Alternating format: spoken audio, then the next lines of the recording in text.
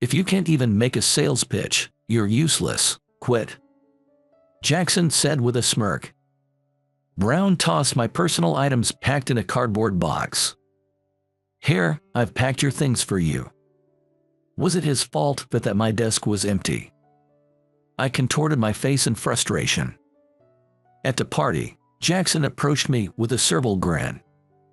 Hey, long time no see. I've heard about your achievements at Day Corporation. I never imagined you'd be working at such a prestigious company. His compliment was tinged with envy.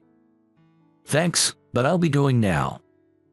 It was Brown next to me who held my arm. Manager Jackson says he's willing to hire you back at our company. Let's get along like the old days. We never got along.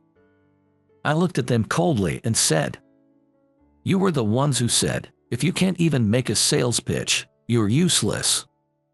Quit, or is it that you need the help of a useless person now? Jackson's face contorted. It seems the rumors were true that the system at Corp had malfunctioned. I'm Sam Johns. At 52, I belong to the sales department of a real estate company that sells built-for-sale homes. However, I'm not really in sales. I handle data entry into the real estate and customer information systems. I'm basically behind the scenes.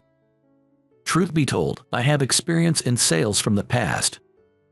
When I joined this company as a new graduate, it was standard for all men to be assigned to the sales department. Walking around from morning till night, checking land for new homes wasn't a burden. But what I couldn't handle was making customer rounds. I have a stutter, and it becomes glaringly obvious when I'm nervous in front of clients. I tried various things like attending speech classes, but I couldn't overcome it and felt desperate.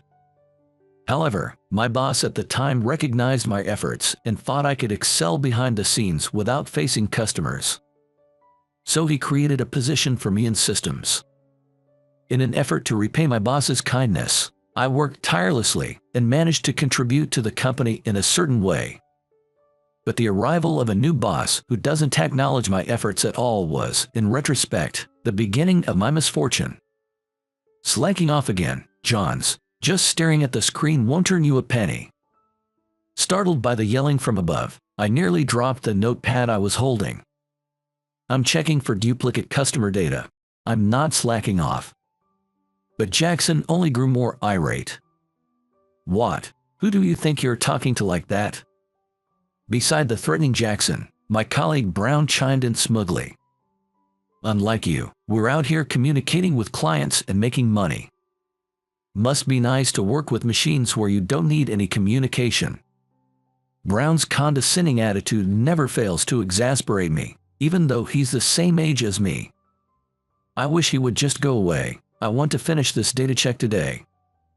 As I was thinking this, my subordinate Smith approached me. Mr. Johns, the boss wants to hear your opinion. He mentioned the homes we sold all at once recently, the ones built for sale. Relieved by the unexpected rescue, I got up from my seat. I'll be right there, thanks, Smith. I could hear Jackson clicking his tongue in the background. Acting all high and mighty because you're the boss's favorite, I'll put you in your place one of these days. I knew Jackson and Brown were not pleased that the boss often relied on me. I never imagined he would resort to such drastic measures. That day, Jackson was unusually cheerful. It was typical for him to suddenly come to my desk, but what he asked next surprised me. He suggested that I take some paid leave. Vacation, but the system. With a bad feeling, I tried to decline, but Jackson clapped me on the shoulder and loudly persuaded me. Actually, the low vacation uptake rate in the sales department has become an issue. Everyone, including myself, loves their work too much, which is unavoidable, I suppose. But it seems the stiff folks in HR don't understand that. Essentially, he doesn't want to be blamed by HR, so he's telling us to take a break. Knowing that the low vacation uptake rate in the sales department is due to Jackson's own work over rest policy, I was disgusted, yet he sincerely believes his subordinates love their jobs. Though I do have accrued leave and could take it, I was reluctant to act according to Jackson's wishes. Just as I was about to firmly decline, the ever-obsequious Brown cut in. If you, as a supervisor, don't take leave, it makes it hard for your subordinates to take theirs, doesn't it? Glancing at Smith, who was working at his desk, Brown spoke. Since Smith has been under me, he too has been working without much break. Perhaps sensing my change of heart, Brown added with a sly grin. Yeah, the president and the executives are currently overseas on inspection, so they won't be suddenly asking for your opinion like usual. They won't be back until the end of the month, so now's the perfect time to use up some paid leave. I've often been suddenly called upon by the president to prepare data and documents for meetings. I'm the only one who can handle such tasks, but with the executives away, I shouldn't be getting any rush jobs. I figured it would be fine to leave the regular work to Smith.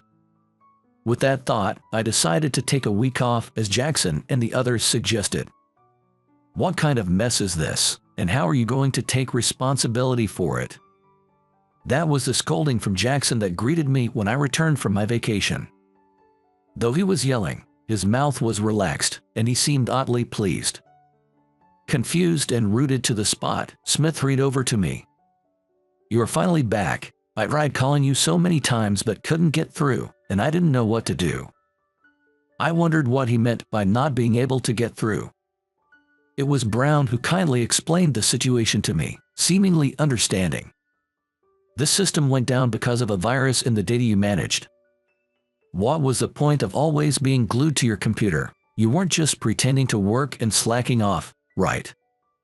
The system went down. I turned pale as Smith quietly explained the details.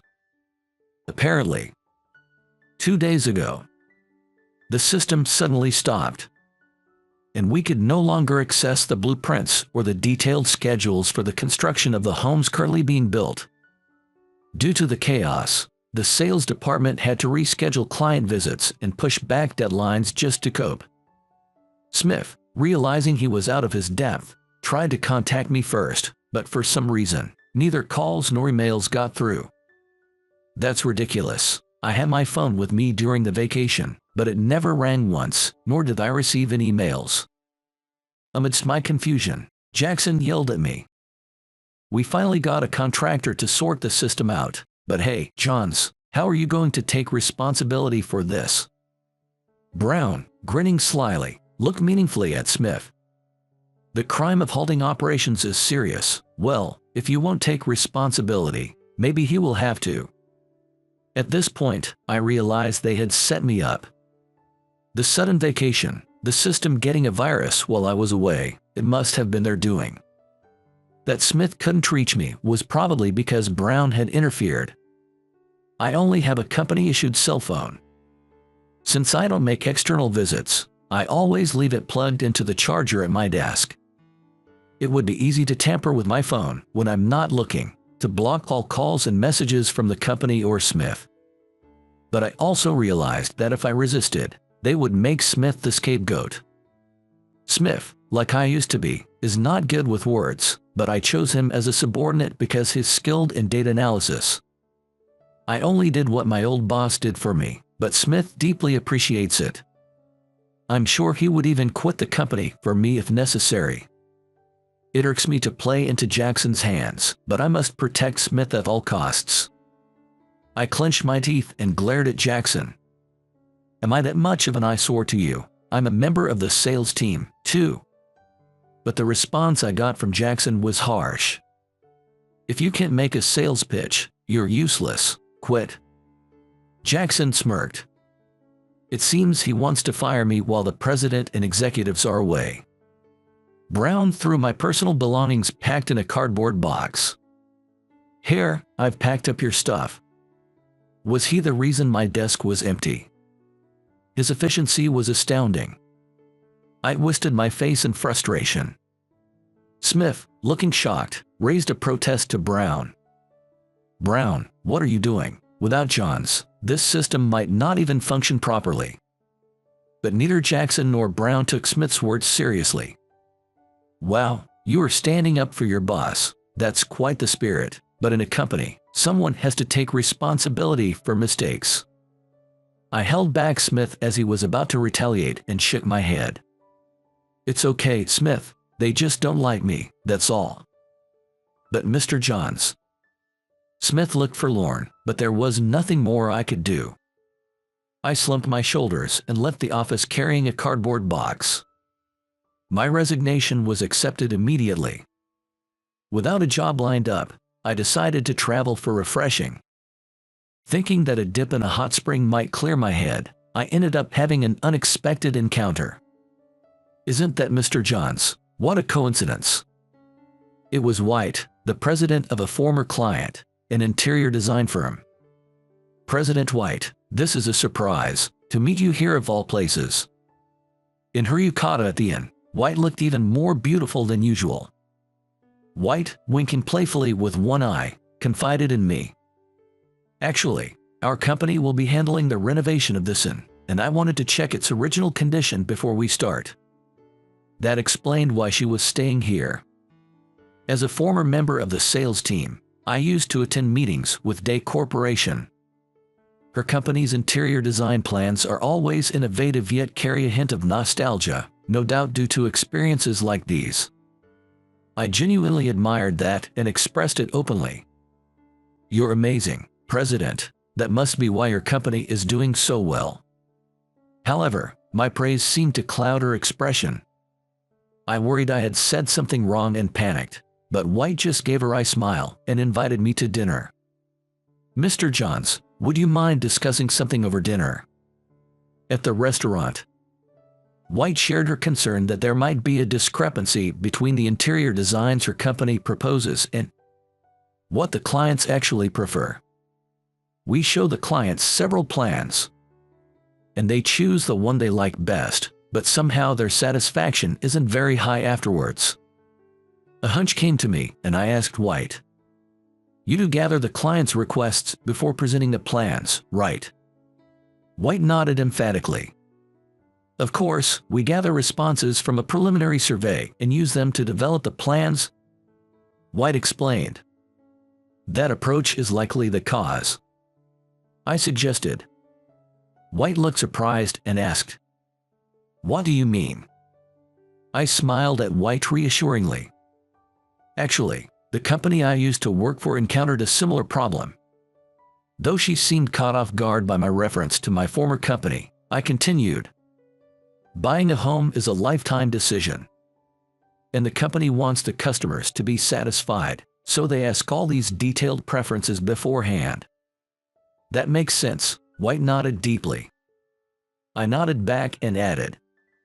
However, even if we tried to sell homes that matched the client's wishes, we often face cancellations at the last minute. Cancellations are tough situations for sellers in any industry. All the money and effort spent on marketing would be wasted. I was determined to reduce the cancellation rate and finally figured out why the cancellations were happening. Really, that's impressive. It seems White understands the difficulty of reducing cancellation rates. I cleared my throat before explaining to her. Before buying a spec home, customers always have a current residence, whether it's a rental or their family home. I focused on their original living environment.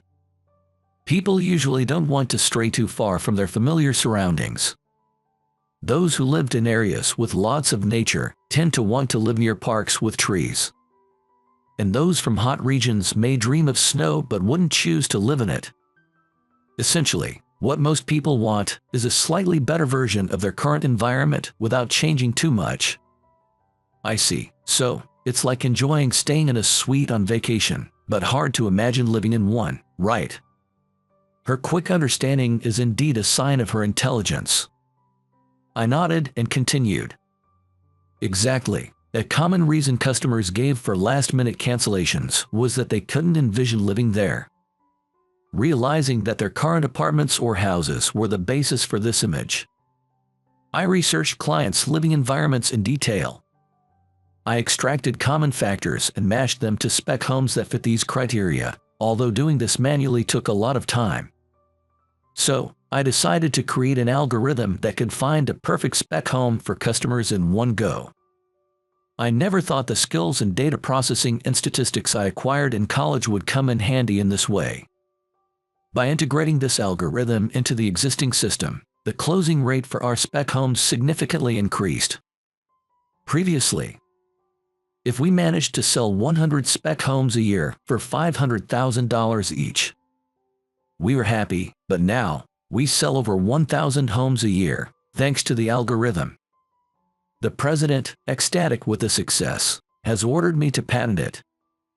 It's an algorithm generating over $500 million in sales annually, so it's natural to want to protect it. After I finished explaining, White's eyes welled up with admiration.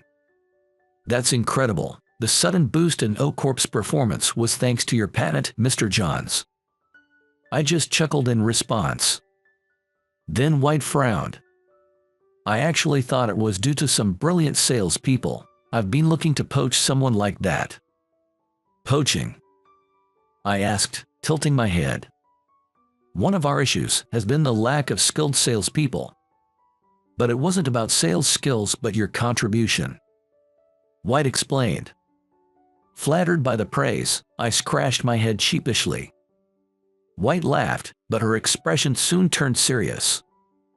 You mentioned earlier about your former company. After doing so much, even securing a patent, what happened? Moved by her genuine concern, I felt compelled to tell her everything. I recounted how I had been forced out by Jackson and Brown's schemes, and White listened in shock. Unbelievable. Could the system failure have been orchestrated by those two? And yet, why did you have to resign, Mr. Johns? I had to resign because it looked like my subordinates were going to be blamed. Besides, any evidence of the system's failure has probably already been destroyed. There was nothing I could do. I explained. However, after listening, White suddenly grasped my hand. President, what's wrong? I asked, startled. With a determined look, White declared. If O-Corp says they don't need you, then I want you. Would you consider joining my company? Taken aback by such a straightforward offer, I was at a loss. Convinced by her earnestness, I agreed to join White's company. Once I joined Day Corporation, prompted by White, I immediately started solving problems. However, I didn't use the patented algorithm since I had transferred those rights to O-Corp. And using it would jeopardize both myself and Day Corp. But there was no problem in using the underlying idea of the algorithm. I listened to all the employees and thoroughly checked the customer data to identify common factors again. It turned out to be about color. When changing interiors, the key reference point for customers seemed to be the colors of the homes or apartments they grew up in or were accustomed to. After my discovery, I proposed to White at Day Corporation to experiment by integrating the colors from customers' previous homes into our interior plans. My suggestion was taken to a meeting and unanimously adopted. Apparently, White had been enthusiastically sharing the success of my $500 million patent achievement throughout the company. Thanks to her groundwork, no one doubted my capabilities, and the proposal was implemented. Honestly, I was nervous about whether it would work, but 3 months later, it was clear my efforts had paid off. Customer satisfaction skyrocketed unexpectedly. Clients were approving plans in one go, and there were no complaints even after completion. The company was in a celebratory mood. Naturally, anyone would be disheartened after repeatedly revising plans for clients, only to have them canceled because they weren't what the client envisioned. Now that such cancellations had nearly vanished, employee motivation soared. As a result, Day Corporation's sales tripled from the previous year, and White was thrilled. The only way to repay you, Mr. Johns, is this. The vice president's position is currently vacant. Please take it. Vice President. My eyes widened at the offer, and White chuckled sweetly. Our company won't discard a golden goose like O-Corp did. We know the best thing is to make sure you're comfortable and can thrive here, she said. Being called a golden goose might be a bit much, but being kept by such a beautiful president isn't too bad. I must have been playing right into her hands thinking this way. Thus, I became the vice president and committed to helping White and the company's growth. Meanwhile, my former company, O Corp, was facing turmoil. Since I have become vice president, I often attended industry parties with White. Or rather, she would drag me out to every gathering.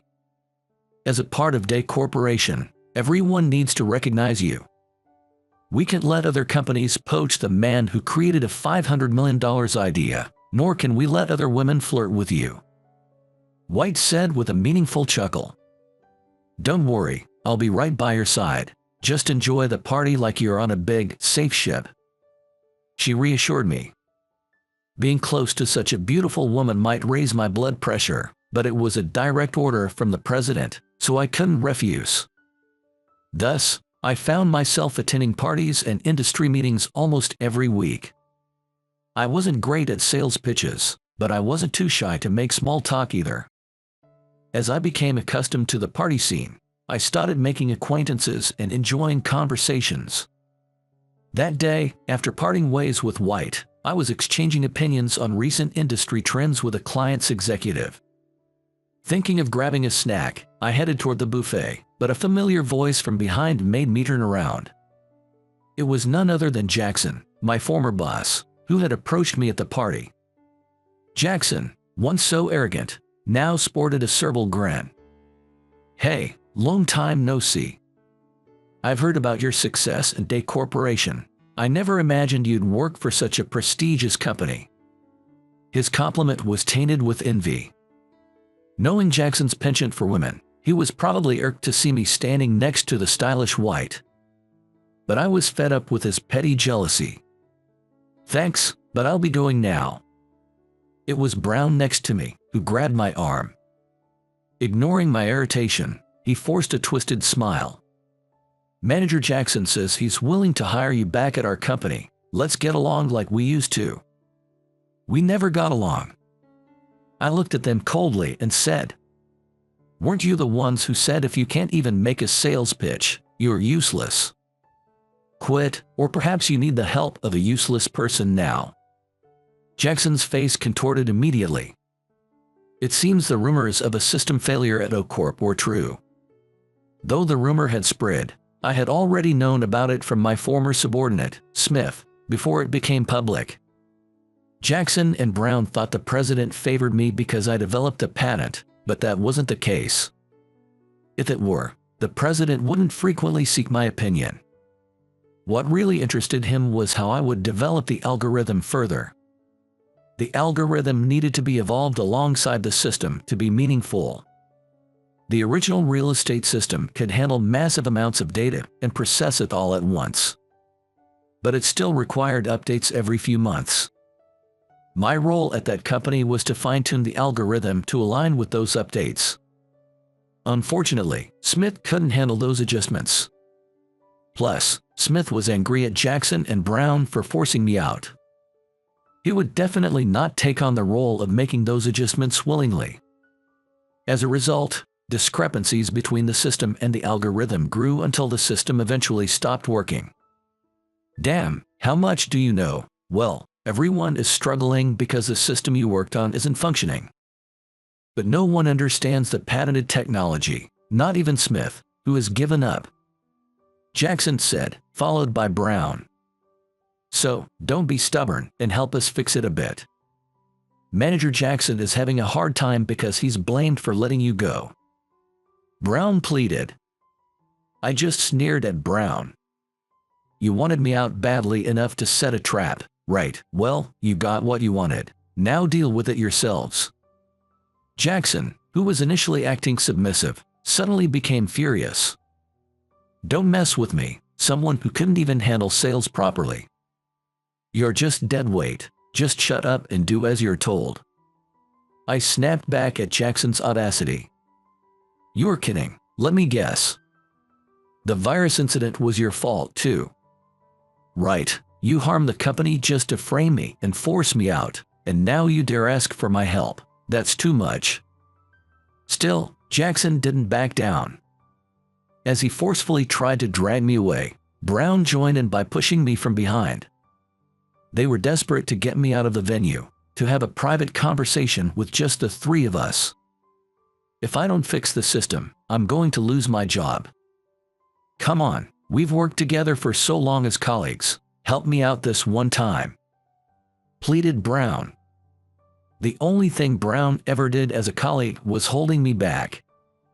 I'm not kind-hearted enough to help someone who only dragged me down. Just as I was about to shake off the two of them, a scream-like shout came from behind. "What are you doing to our precious vice president? Are you trying to kidnap him or something? Security, do something about these guys." Seeing the security guards rushing over, Jackson and Brown turned pale and quickly let go of me. White stepped in front of me and glared at the two men. A beautiful woman's glare has twice the impact, and even the brazen duo was taken aback. "No, you've got it wrong, President White. It's a misunderstanding. We were just having a chat as old friends," pleaded Jackson. "That's right. I just wanted to talk to Johns outside. It's nothing like a kidnapping," he added. But White raised her voice even more, likely intending for all the guests at the party to hear. "Really now, I know all about you framing Mr. Johns and firing him. What do you want with an employee you've dismissed now? Surely you're not thinking of having him fix your company's system that's rumored to be in trouble. Are you? Mr. Johns is now an important part of our company. Don't lay your dirty hands on him." While saying this, White pulled my arm towards her, intertwining it with hers, drawing the attention of everyone around. The gaze then shifted to Jackson and Brown. The two shrank under the not-so-friendly stares. "It's not like that. We just wanted him to take a look at our company's system. He knows it best, just a quick look, and if he can find a cause, that would be enough." Seeming to sense Jackson's intent to appease White rather than me, Brown too fawned over her. "Yes, exactly. John suddenly resigned, and we've been unable to handle the system troubles internally. The handover to Smith didn't go well, and now we're told he can't do anything. Johns is our only hope." But White scoffed dismissively at their pleas. "Suddenly resigned? It sounds like you're saying Mr. Johns quit on his own. But that's not the truth, is it? I know what you two did, driving him out because you envied him." Faced with a glaring beauty, Jackson and Brown turned pale. "Driven out? No, that's not it, Johns. Tell them that's not true." "That's right. You resigned to take responsibility for the mistake, didn't you? Tell President White that." Faced with their pleading looks, I shrugged. "Forgot already? You told me an incompetent like me should quit. Have you lost your memory or what?" The onlookers seemed to agree with me. As the atmosphere around Jackson and Brown grew even colder, seeing them shrink, White spoke up firmly. "We will officially protest to your company president for trying to forcefully take our vice president Johns. Be prepared for that." The word vice president shocked Jackson. "A vice president? No way. I heard he joined 3 months ago, and he's already climbed that high. That's impossible." Brown, who was my contemporary, stood dumbfounded, not realizing I had been promoted. The harsh words from White and the shock of my promotion left Jackson and Brown speechless. They slunk away from the party. Later, White indeed took me with her to officially protest at O Corporation, where she exposed everything Jackson and Brown had done to President Williams. "You're saying they blamed the virus intrusion on Mr. Johns and fired him? I can't believe employees of our company would do such a thing. Besides, that would only cause trouble for the sales staff themselves," said the bewildered president. I decided to give him some advice. "If you suspect falsehood, please check the system logs. They should show who accessed the system when the virus was planted. My guess is that it was probably Brown." People who are not familiar with computers often forget that unlike humans, machines remember everything. As expected, Brown, who hadn't even thought of the logs, had left his access history in the system. It was Smith who brought these records to the president, looking pleased to see me. Confronted with irrefutable evidence, Brown turned pale. It wasn't my fault. Everything was done under Manager Jackson's orders, he exclaimed, quickly betraying Jackson. The friendship of villains is short-lived, they say. You traitor, after all I've done for you, you betray me like this, Jackson lashed out. The one who said it would never be found out was Manager Jackson. I'm not to blame. In front of everyone. President Williams, witnessing this disgraceful exchange, looked like his blood pressure might shoot through the roof any moment. Will you shut up, you fools? What do you mean by planting a virus in our vital company system to frame someone? He thundered. Jackson and Brown, sweating, looked down in shame. Mr. President, I'm truly sorry you have to deal with such employees. But you must pay for the trouble they caused by falsely accusing Mr. Johns. I said. White, in disbelief, spoke up, causing the two quarreling men to suddenly turn their gaze towards me. Sorry, Johns, my bad. I was just irked that you were recognized by the president even though you're not in sales. I took it out on you. Please forgive me, Jackson said, bowing his head. Seeing this, Brown hurriedly bowed as well, saying, I too felt overshadowed because, despite being your colleague, you obtained a patent and shone so brightly. I'm always out on sales, yet I've never advanced, so I envied you. Please, forgive me. However, I was not swayed by their apologies. It was clear they thought they could smooth things over and escape the consequences. The decision on your punishment is up to the president, but it will affect our company's dealings with Day Corporation, depending on what you decide. I prompted President Williams, who after glaring at the two, stated firmly, keeping such people in the company would only lead to more victims like Johns. I cannot allow that to happen. Both of you are fired as of today. As Jackson and Brown collapsed in silence, I left the old company with White, feeling lighter. Afterwards, Jackson and Brown were not only fired but also faced legal action. This was because intentionally infecting the system with a virus was deemed sabotage. Smith finding a USB with the virus still on it at Brown's desk might have sealed their fate.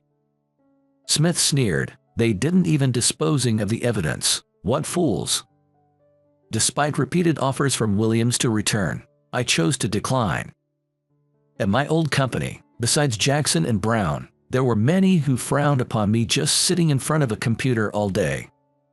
Rather than working in such a cold environment, it's definitely 100 times better to work at Day Corporation, even if it's smaller, where everyone respects my opinions. I'm really glad I met you, Mr. Johns. That hotel was my lucky spot. Would you like to go there again together sometime? What does she mean by together? Caught up in the ambiguity of our beautiful president, whose intentions are not always clear, I continue to enjoy my new workplace every day.